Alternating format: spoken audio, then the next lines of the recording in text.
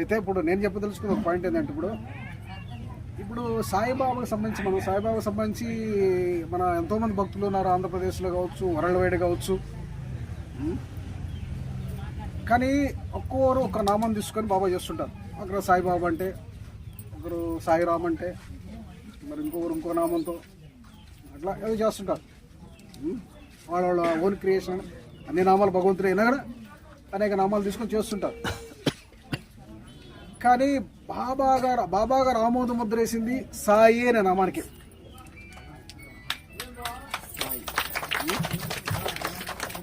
సాయి అనే నామానికి ఆయన స్టాంప్ కొట్టాడు. 100 నామాలను ఈరోజు తలుచుకుంటా మీరు ఆయన స్టాంప్ కొట్టిన నామం ఏంటంటే సాయి అనే నామం. సాయి అనే నామం పలికింది ఎవరు? మహాల్స్పతి గారు. సాయి అనే నామం పలికింది మహాల్స్పతి. మరి ఎందుకు ఆ నామానికి స్టాంప్ కొట్టి నేను ఇప్పుడు కొద్దిసేపు ఉన్నాను. నేను మీకు ఎందుకు చెప్పారంటే సాయి అనే నామం ఎందుకు స్టాంప్ కొట్టాడు బాబా గారు? మహాల్స్పతి చేతి ఎందుకు అనిపించాడు అంటే సాయి సాయి సాయి సాయి సాయి సాయి సాయి అంటే ఈశా అంటారు. రామ మరా రామ ఎట్టేందో మరా చెట్టు ఒక నామానం ఆ రామ ఇచ్చి చదువుకుంటే మరా రామ అయిపోయింది కదా. అంటే ఈశా మీరు బాగా గమనిస్తే లోపల ఈశా సాయి అంటే ఈశా అని పలుకుతుంది. బయటికి నువ్వు సాయిని పలుకుతుంటే లోపల ఈశా అని పలుకుతుంటుంది. గమనించుకుంటే ఎవరైనా ఈశా అంటే ఎవరు? ఈశ్వరుడు. ఈశ్వరుడు అంటే శివుడు కాదు, పరమాత్మ. దైవానికి దైవం నామ ఈశ్వరుడు దైవం. శివుడు అంటే మన రూపధారి. ఈశా అంటే సర్వం వ్యాపించినోడు ఆ భగవంతుడు, నా నిరాకారుడు, సర్వాంతర్యామి. ఆ భగవంతుడి పేరు ఈశ్వరుడు అనేది ఆయన. ఈశా అంటే మన వేదాలు చెప్పింది, వేదాల్లో ఉంది దానికి డెఫినేషన్. అంటే ఆయిషా నామం పలికాడు బాబా. ఆయిషా కలుస్తుంది అట్లా. ఆ నామాన్ని ఆయన ఆ రోజు మహాల్స్పతి పలకడం జరిగింది. మరి ఆయన కూడా ఏదో అనుకొని చేసింది కాదు, అప్రయత్నంగా వచ్చింది. అంటే ముందు ప్లాన్గా బాగా చూడగా అప్రయత్నంగా వచ్చిందంటే ఆయన ఖండోబా పూజారి.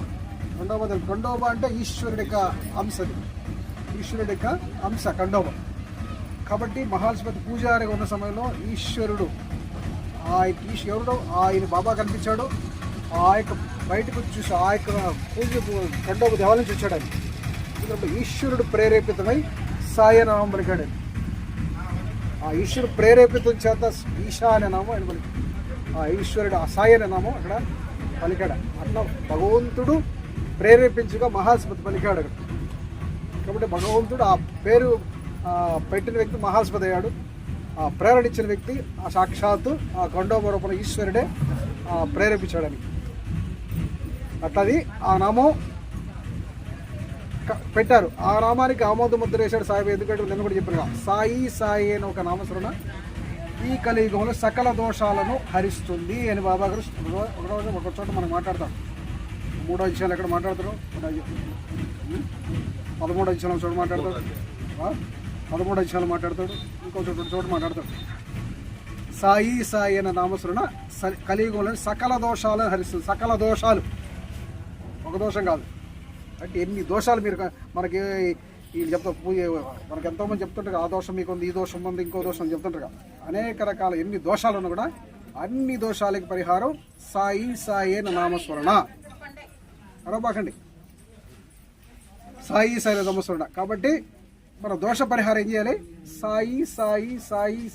సాయి అంటే మరి దీంట్లో హరినామం, గురునామం. గురు సాయిబాబా, హరి ఈశ్వరుడు, భగవంతుడు. కాబట్టి హరినామ గురునామ స్మరణ, బాబా కూడా 45 చాప్టర్లు ఏమంటాడు? హరినామ గురునామ స్మరణే ఈ కలియుగంలో మార్గము, మోక్షానికి మార్గం చెప్పాడు. హరినామ స్మరణ, గురునామ స్మరణ. హరి గురు 2 నామాలు మనం పలకలేం కదా.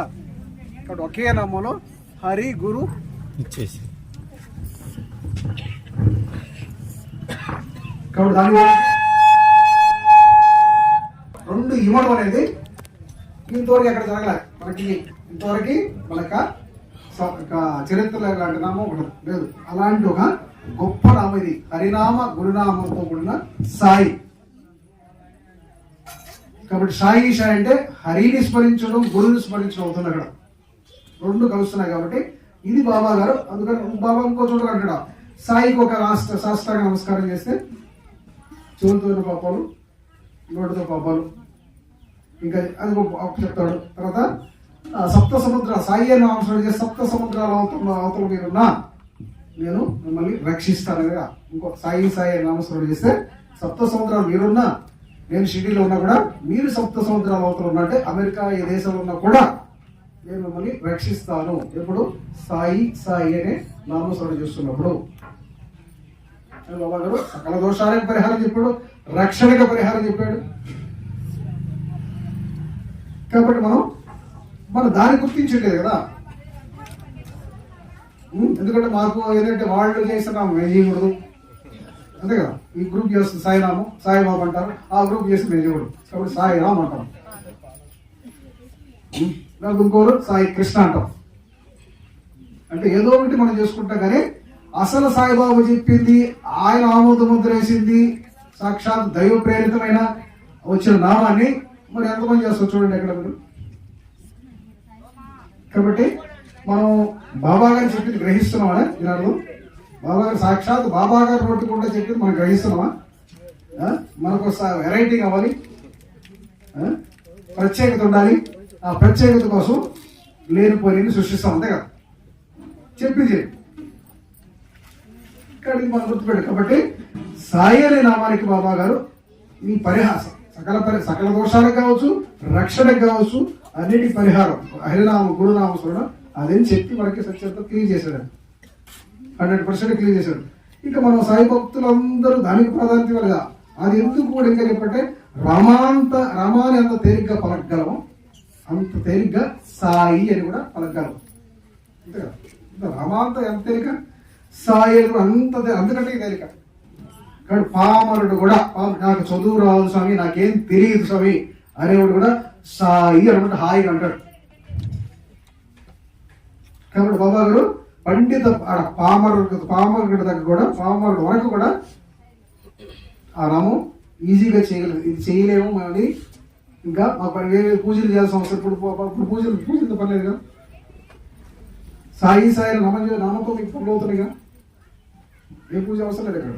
కాబట్టి ఇలాంటి మనం ఆ ప్రత్యేకత, ఆ నామానికి ఎందుకు ప్రత్యేకత అని మనం చెప్పుకోవాల్సి వచ్చింది. ఆయన ద్వారా ఆ నామం పలకడం, ఆ నామానికి బాబా గారు స్టాంప్ లాగా వేయడం.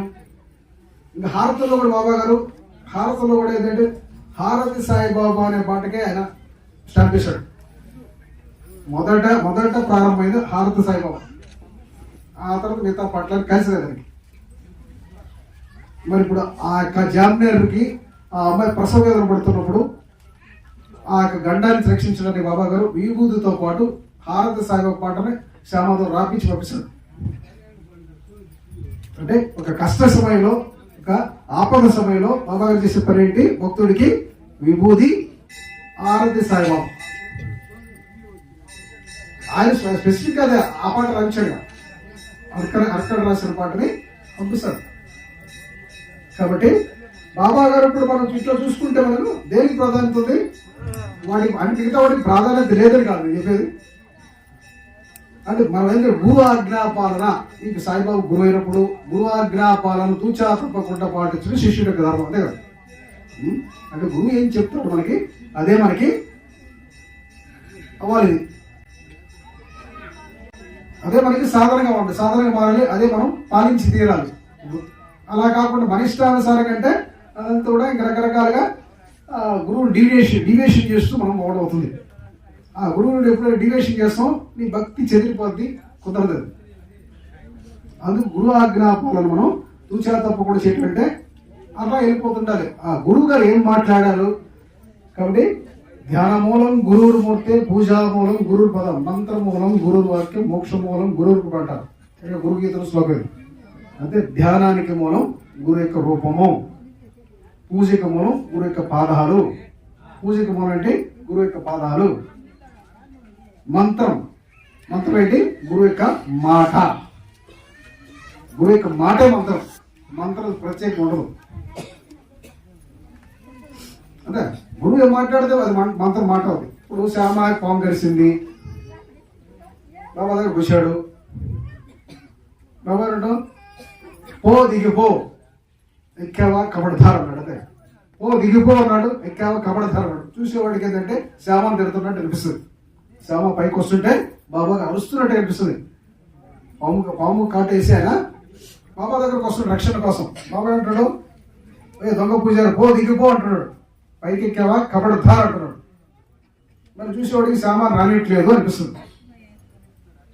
కానీ బాబా ఏం చేసింది అక్కడ, ఆ విషం ఆయనలో పైకి ప్రవహిస్తున్న విషయాన్ని పో దిగిపో అన్నాడు. ఎక్కావంటే పైకి ఎక్కావంటే కబడదా. ఎవరిని ఆజ్ఞాపిస్తున్నాడు బాబా గారు? విషాన్ని ఆజ్ఞాపిస్తున్నాడు. విషం అనేది ఒక పదార్థం, అది మనిషి కాదు మాట వింటానికి. ఒక పదార్థాన్ని ఆజ్ఞాపిస్తున్నాడు ఆయన. కాబట్టి బాబా గారి శక్తి ఏంటి? ఇప్పుడు పదార్థాలు కూడా అంటే మనుషులు అయితే అంటే నా మాట నీకు అర్థమవుతుంది, నువ్వు ఆలకిస్తావండి. ఒక పదార్థం మట్టి ఎట్లా ఆలకిస్తుంది మాట? విషయం అనేది ఒక పదార్థం కదా. పాము కలిసిపోయింది, విషయం కాదు లోపల ఉండేది. పాము అంటే సరే పాము కూడా వినొచ్చాము మరి మనం చెప్తే. ఇప్పుడు విషయం ఎట్లుంటది? విషయం ఎట్లుంటది? కాబట్టి దీని ద్వారా ఏంటంటే అన్ని భగవంతుడి కంట్రోల్లో, సర్వం భగవంతుడి కంట్రోల్, బాబా కంట్రోల్ ఉన్నాయి మనకు తెలుస్తుందిగా. పదార్థం విష పదార్థాన్ని కూడా ఆయన ఆజ్ఞాపించి అది ఎక్కకుండా చేయగలిగే బాబా. ఇక ఆయన కంట్రోల్ ఏదైనా చెప్పడు. మాట్లాడే మనుషులు కాదు, మాట్లాడే జంతువులు కాదు, మరి పదార్థాల సహితం ఆయన ఆజ్ఞేస్తే విషయం కూడా కింద వెళ్ళిపోయింది. మరి ఇక్కడ మాట మంత్రం ఇదిగా, మంత్రం వేస్తే ఎంత తొందరగా కాటు విషయం తగ్గిపోతుందో పో దిగిపో అంటే తగ్గిపోయింది కదా. ఇది మంత్రం చెప్పండి కదా, మామూలు చెప్పిస్తుంటే మంత్రం కళ్ళు మూసుకొని ఏదో చేస్తుంటారు. బాబా ఏం చేయాలి? కళ్ళు మూసుకొని ఏం చేయాలి? పో దిగిపో అన్నాడు, అంతే దిగిపోయింది. మరి అక్కడ సర్పాన్ని, సర్పం ఒక కప్పని పట్టుకొని సర్పం తింటుంటుంది. అది మనుషులు ఉన్నప్పుడు బాబా గారు కప్ప రూపంలో ఉన్న మనిషికి పూర్వజన్మలో మనుషులకు అప్పుడు మరి కప్పని పాము తింటుంటది. వాళ్ళ శత్రుత్వ కారణంగా శత్రుత్వ కారణంగా తింటుంటారు, తినడానికి ప్రయత్నిస్తుంటది. బాబా గారు అసలు అక్కడ వెళ్తాడు. ఏమంటాడు బాబా గారు? అరే వీరభద్రప్ప, ఇంకా నీకు సిగ్గు లేదట్రా, పామును ఉద్దేశించి ఇంకా శత్రుత్వం పెంచుకున్నావా? సిగ్గు లేదట్రా, వాడు ద్వేషాన్ని విడనాన్ని శాంతించు అంటాడు.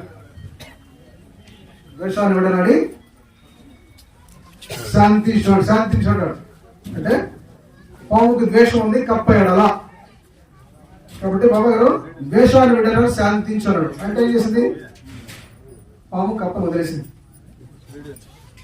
కాబట్టి ఇప్పుడు మరి మన యొక్క మాటలు ఆలకించలేని పాము మరి బాబా గారు మాట్లాడొచ్చాకనే ఎట్లా కప్ప వదిలేసింది?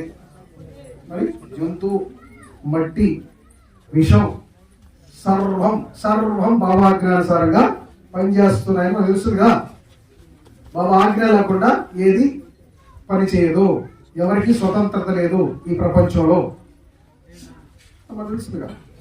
కాబట్టి అంతటి స్థాయి బాబాది. కాబట్టి మనం ఆయన ఏదో చేత సింపుల్ ఏదో మనకు తీర్చలేదు, అది చేయలేదు అని శాతకాన్ని అంటే చెప్పు. రక్షకుడు అది,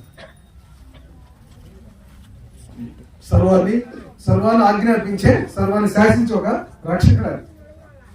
కాబట్టి మట్టి ఉంటుంది, విషం ఉంటుంది, పాము ఉంటున్నాయి, కప్పలు ఉంటున్నాయి, అన్నీ ఉంటున్నాయి. అలాంటి అంతటి శక్తి అది.